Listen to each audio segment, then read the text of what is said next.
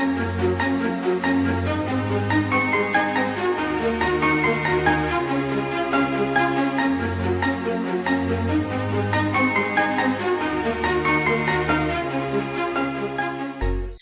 I'm April Ash, and I'm going to be talking to you on the topic of active listening. So what is active listening?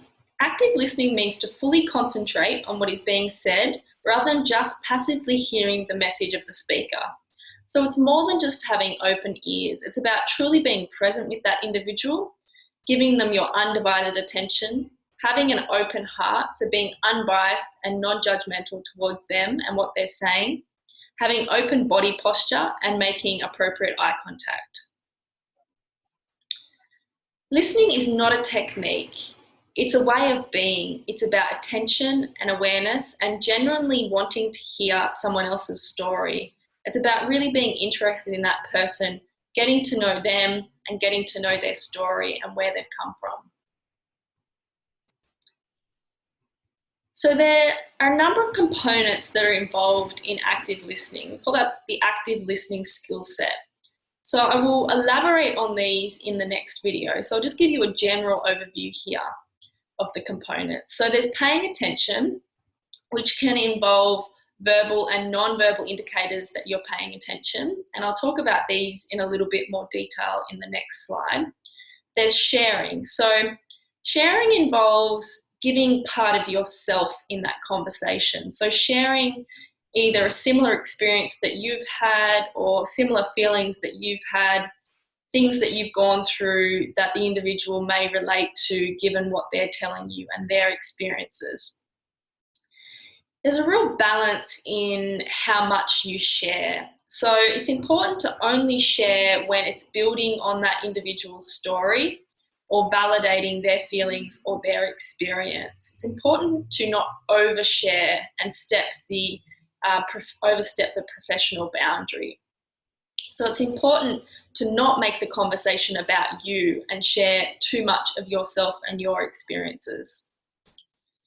Then there's also summarizing, clarifying, reflecting, which are all techniques where you relay information back to that individual in a way to try and, I guess, indicate or show that you have been listening to them and you really want to understand what they're telling you.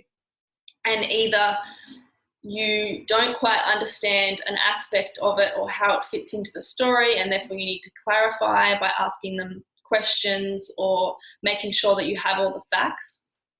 And then there's summarizing, which shows that you are listening to what they're telling you and you're taking that in, synthesizing that information, putting components together and relaying that information back to them in your own words or in a different fashion in the way that you've digested that information that they're telling you.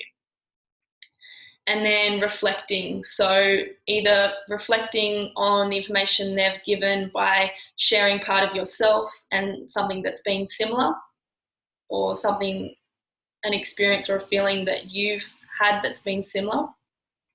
And as I said, just being careful of that balance, but also reflecting potentially on other parts of that person that you may know about, other struggles that they've been through, or relating it to other parts of their life journey that you know about, or to future goals they've told you about, or to a cultural system or other systems that they may live in.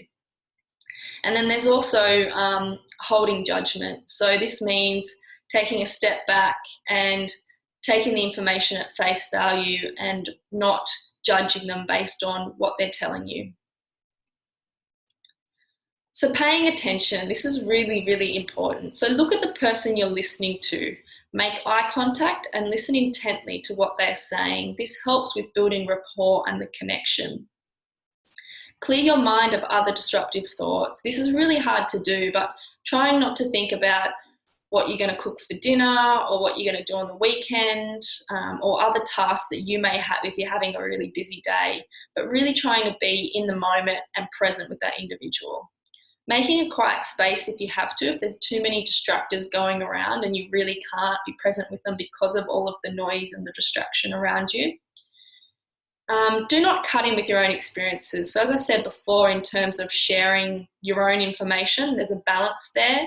And it's important not to overshare and make the conversation about you, as well as being aware of the ethical considerations of disclosure. And use of appropriate body language, so using facial expressions, mirroring what the individual is doing, having open posture, leaning forward, all those sorts of things that help with rapport building. And do not fuss with papers or forms or play on your phone. Not only is this disrespectful to the individual, but it's a clear indicator that you're not properly listening and you're not giving them your undivided attention.